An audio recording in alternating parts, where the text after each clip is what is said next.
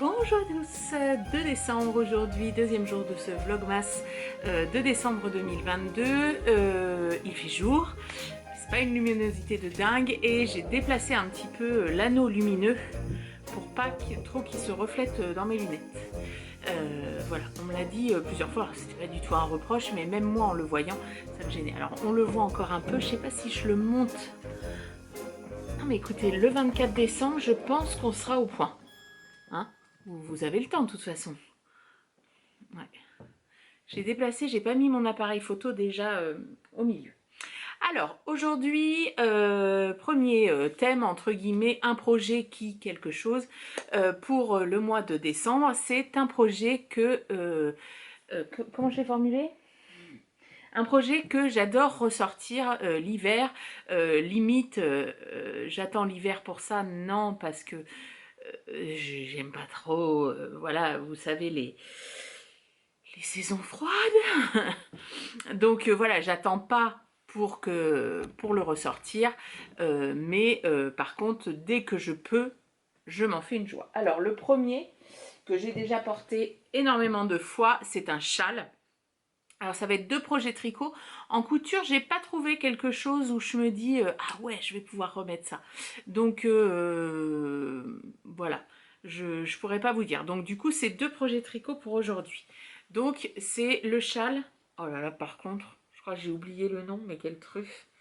Le châle, alors c'est de Marion M. Il est sorti dans le livre Le Laine Magazine, le magazine de laine 52 Weeks of Shawl, et maintenant il est sorti en patron, enfin indépendamment du livre, donc sur la boutique de Marion M.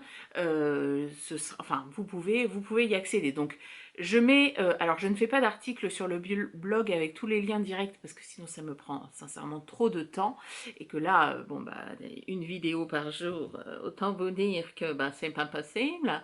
Voilà, casé dans mon emploi du temps.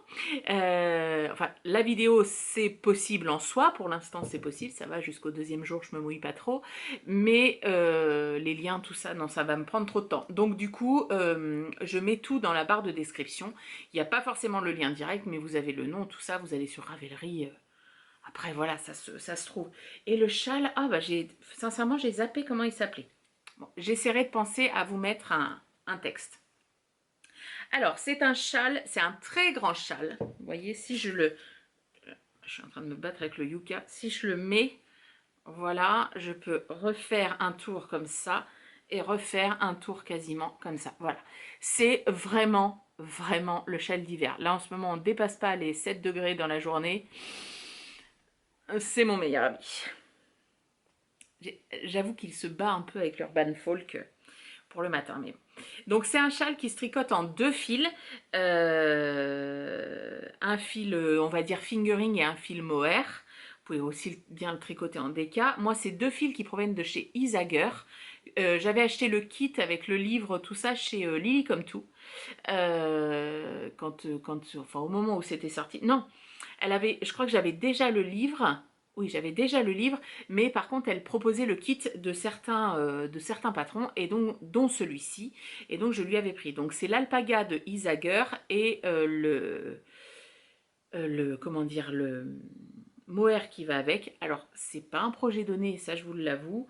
Après, sincèrement, vu ce que je le porte, voilà. Donc c'est un projet, vous voyez, hop, il a 7 grandes longueurs.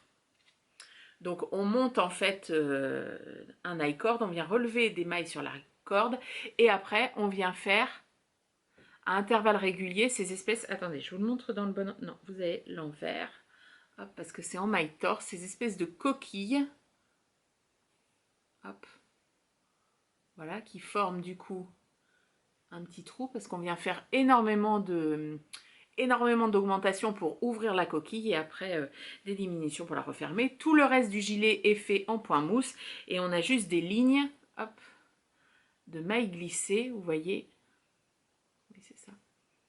Hop, voilà. Et donc on fait le châle. Alors il se commence exactement de l'autre côté, évidemment. Voilà, il se commence par là. Hop, et on vient faire des augmentations et des diminutions, enfin un côté diminution, un côté augmentation, pour que le châle parte comme ça. Donc, il est aussi large que long, entre guillemets, faites voir. Oui, c'est ça. Et moi, comme il me restait de la laine et que j'adore ça, je lui avais rajouté des gros pompons parce que voilà, j'adore ça. Donc franchement, c'est un châle, je l'adore. La laine, elle est super. Moi, je trouve très douce. Après, je ne crains pas le mohair, entre guillemets. Mais voilà. Donc, je me suis dit, c'est un châle que j'aimerais bien me refaire, genre en noir. Vous voyez, en noir ou en bordeaux. Parce que c'est vraiment quelque chose que je porterai. Je vous dis, moi, je le fous comme ça. Hop, un gros nœud. Voilà. Et puis, je suis pareil. Pareil pour ma journée. Franchement, il est super, super, super.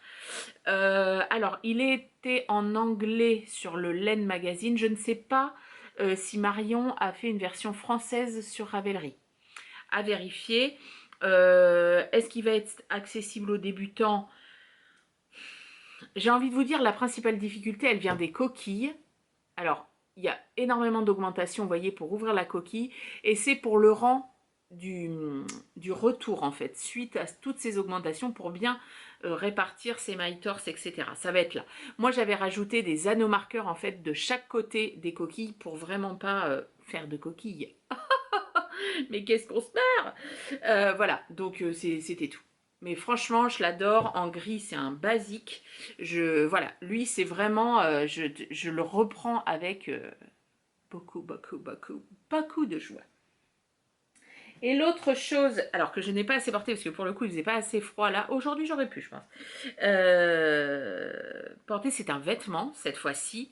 Et c'est la robe Dustin de Aurélie Lapoule. Hop, donc je vous montre jusqu'en bas. Voilà. Je l'ai tricoté il y a 2 ans. Les laines, alors j'ai alpaca de Drops. C'est un vert mixte, donc en fait c'est un espèce de kaki assez foncé et il y a des fils bleus dedans. Et le mohair, c'est pas le mohair de chez Drops, je me demande si c'est pas Knitting for Olive, c'est non, le mohair de Sandness Yarn, qui est extrêmement doux. Franchement, parmi les plus doux que j'ai à tricoter. Alors par contre, hop, vous allez le voir tout de suite. Alors je ne l'ai pas portée, hein, elle a été rangée comme ça dans mon armoire. Ça bouloche pas mal. Après, je la porte pas mal, hein. Franchement. Hop, vous voyez. Alors c'est au coude. Oui, c'est ça. C'est au coude. Aux fesses, j'ai pas l'impression que ça bouloche. Non. Bah, il n'y a qu'au coude en fait, hein. Au coude, sous les bras, pas tant que ça. Non, non, bref. Donc, c'est une robe qui a de l'ampleur, qui est toute simple, qui est toute droite. Juste la fin où ça se... Je sais pas si vous allez le voir, ça se resserre légèrement pour un léger effet boule. Mais alors, franchement, très, très léger. Hop. Voilà, il y a des côtes à la fin. Elle se commence par le haut. Hop, un col rond sur lequel on va venir relever des mailles. Moi, il est peut-être un petit peu échancré, un peu trop échancré, mais c'est pas grave, moi ça me dérange pas. Voilà, des manches assez larges, hop, avec des diminutions drastiques. Et voilà, puis après, bah, c'est du jersey, les gars. Voilà. Je l'avais tricoté assez vite parce que sincèrement, j'avais tellement envie de la porter. Voilà, donc ça c'est pareil, c'est quelque chose que j'aimerais bien me refaire. Je ne sais pas du tout en quelle couleur, par contre. Rouge peut-être. Rouge, ça peut être sympa. Un beau caramel, un chiné peut-être. Un chiné, ouais, gris foncé, gris clair. Ou ouais, voilà, avec une laine, on va dire fingering. D'une couleur et le mohair d'une autre couleur pour faire un effet chiné. Alors pour les débutants, là on est, il n'y a aucun souci, il faut juste pas avoir peur de faire des kilomètres de jersey parce que bah, forcément vous avez tout ça de jersey en rond, hein. Voilà, moi alors les remarques que j'avais eues quand je l'ai cousu, que pour pas que ça poche aux fesses, moi sincèrement, alors ouais peut-être légèrement, franchement elle poche pas aux fesses, bon, je vous l'ai montré tout à l'heure. il y a un côté, je dois avoir une fesse qui bouloche plus que l'autre. J'ai un petit peu sur le côté là du corps, ça doit être au niveau des fesses, je suppose. Voilà, donc un petit peu au coude, mais après, ça, je ne sais pas si vous allez voir les petits fils bleus. Franchement, le rendu est super. Je vous dis, moi je la porte. Alors souvent, je mets juste un débardeur parce que je vous dis, c'est un petit peu échancré. Donc, je mets un débardeur à bretelles larges. Mais je n'ai rien. Oh, pardon. Rien au niveau des bras, il n'y a pas de souci. Bah, alpaga, soit mohair, ça tient extrêmement chaud. Et je ne suis pas une frileuse, mais je suis pas une frileuse. Ça veut rien dire ce que je dis. Comment dire? J'ai facilement chaud, oui, parce que je ne suis pas frileuse, et elle me tient bien chaud. Voilà. Donc ça, c'est la deuxième chose que je suis ravie de retrouver dans ma garde-robe d'hiver. Voilà. Eh bien, écoutez, dites-moi, vous, si vous avez des choses que vous vous plaisez à ressortir comme ça l'hiver. Je ne sais plus si j'ai prévu ce que j'aime ressortir l'été. Alors en tricot ou en couture, hein, peu importe. Je ne me rappelle plus. Ah, et vendredi 14 h, j'ai terminé ma semaine enfin de travail. Mais voilà. Donc bon, bah écoutez, alors je pense que j'aurais coupé parce qu'en fait je vous ai dit au revoir et je voulais vous parler d'autre chose comme voilà, les projets ça va relativement vite. Je voulais parler lecture. Je me suis dit que sur le mois où on va se suivre, j'allais vous présenter, comme je vous ai dit dans mon carnet hop, de challenge créatif, je note les lectures que je souhaite faire. Donc du coup je me suis dit que j'allais vous présenter mes lectures. Donc là on va commencer par ce que j'ai terminé, pas hier, avant-hier, que j'ai emprunté à la médiathèque à côté de mon travail. Donc c'est Trois sœurs de Laura Poggioli. Poggioli, oui, pardon. C'est la rentrée, ça fait partie de la rentrée littéraire de septembre 2022. C'est le premier roman de l'autrice et c'est un roman qui était dans les coups de cœur de Livrez-vous, qui est une librairie qui est à Ruffec. C'est quelqu'un que je connais et qui j'ai travaillé quand j'étais étudiante. Donc voilà, comme je sais qu'il y a beaucoup de choses au niveau des avis lecture où on est d'accord, je me suis dit, comme il l'avait à la médiathèque, sinon je pense que je l'aurais acheté, je vais emprunter ce livre. Donc trois sœurs, donc vous voyez hop, les trois pères Dieu, sont trois personnes qui ont réellement existé. Donc dans ce livre, la trame du roman est réelle et tout ce que l'auteur a construit un petit peu autour est fictif et a été entre guillemets romancé.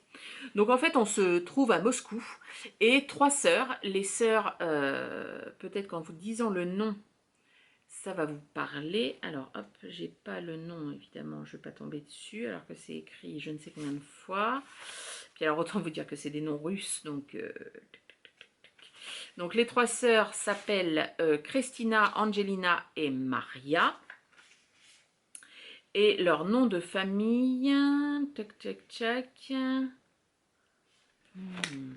Ça m'agace, ça m'agace, ça m'agace.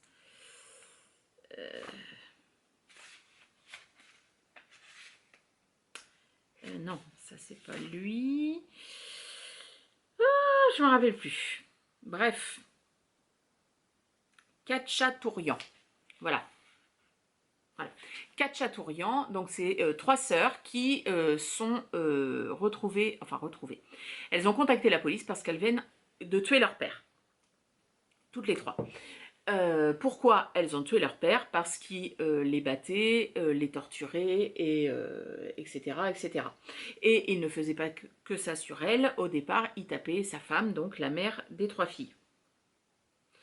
Donc voilà, ça c'est le point de départ, c'est le fil conducteur, la trame réelle, parce que les trois sœurs existent, hein, elles sont encore aujourd'hui sous le coup du jugement pour le meurtre de leur père, et autour a été romancée l'histoire d'une jeune femme française qui va en Russie, parce qu'elle est passionnée de Russie, etc. Elle va vivre en Russie, elle va faire une partie de sa vie en Russie, et elle tombe un jour sur cette histoire qui a énormément remué la Russie et divisé la Russie, et donc voilà, elle va un peu suivre leur histoire et comparer leur histoire à son histoire à elle. Donc c'est un livre qui est dans le contexte où en Russie la violence faite aux femmes a été dépénalisée. Donc c'est-à-dire qu'en gros vous tapez votre femme, je sais pas, dans un jardin public, on va vous dire vous pouvez pas aller plus loin, vous faites un peu de bruit quoi. Voilà, mais on va pas prévenir les gendarmes. Concrètement, la maman de ces trois filles un jour s'est fait taper dessus dans le commissariat parce qu'elle venait se plaindre que son mari lui tapait dessus. On lui a dit sortez, allez faire ça plus loin, ça nous gêne. Donc voilà, on est dans ce contexte-là en Russie, où la violence faite aux femmes est extrêmement exponentielle. Alors il y a ceux qui sont pour la repénalisation, il y a ceux qui sont toujours pour la dépénalisation, en sachant que la dépénalisation a été, c'est au Congrès, ça doit être un truc comme ça, a été défendu par une femme quand même. Pour Bref, voilà. Et donc du coup, un jour les sœurs en ont eu marre, elles ont tué leur père. D'une manière extrêmement atroce, mais voilà, donc on suit leur histoire, on suit aussi la culture russe, voilà, il n'y a pas la même notion, il n'y a pas la même notion du couple que chez nous, il n'y a pas, voilà, donc l'autrice, cette espèce de personnage qu'elle crée autour de l'histoire de ses trois sœurs et qui va suivre un petit peu l'histoire, elle a une vie de couple, une vie amoureuse qui est un petit peu démesurée, à un moment donné, elle est avec un homme, voilà, une relation très particulière. Ça montre aussi l'emprise qu'on peut avoir, ça montre la solidarité de trois sœurs. Voilà, c'était extrêmement bien écrit. J'ai trouvé, alors c'était des phrases, le premier chapitre, il y a extrêmement peu de verbes. Sur 2-3 pages, il y a très peu de verbes. C'est des phrases très cinglantes qui, comme ça tapisse. Enfin, je ne sais pas si je peux vous lire.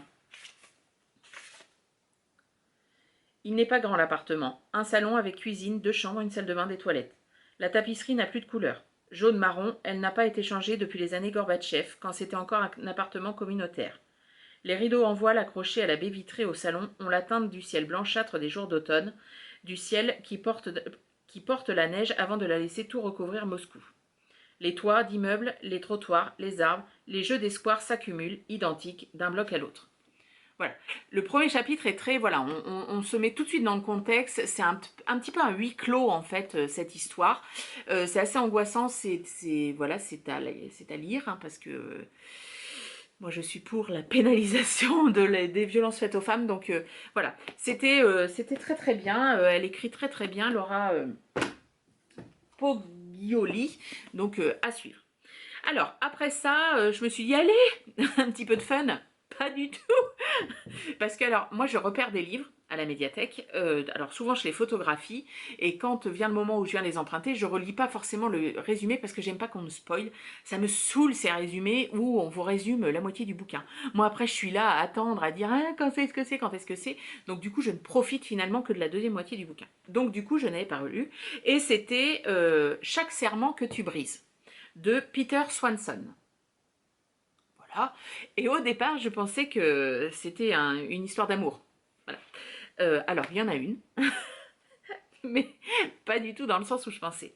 Donc là, on suit Abigail, qui est sur le point de se marier à Bruce, qui est un homme très très fortuné. Et en fait, le jour de son enterrement de vie de jeune fille, le soir, elle va coucher avec un homme qu'elle ne connaît ni d'Ève ni d'Adam, avec qui elle va discuter toute la soirée. Elle est un peu éméchée, et puis une chose en entraînant une autre, allez, je te prends. Voilà. Et avec cet homme qu'elle ne connaît pas, ils se sont donné un petit peu des surnoms en fait pour jouer au départ de la soirée. Enfin voilà. À un moment donné, elle lui dit comment tu t'appelles, comment t'aimerais m'appeler. Puis voilà, il débute comme ça. Donc évidemment. Elle se sent un petit peu coupable quand même, mais elle ne dit rien à son mari, voilà, et elle dit, de toute façon, je le reverrai jamais, je veux pas en entendre parler, etc. Sauf que cet homme, bizarrement, se retrouve à plusieurs endroits de sa vie, et puis lui, il veut des explications, il lui dit, de toute façon, tu n'es pas fait pour être avec lui, il faut que tu sois avec moi. Et voilà, donc du coup il crée, alors j'en ai lu, je sais pas, un tiers, je dirais, ça se lit très très bien, très très vite.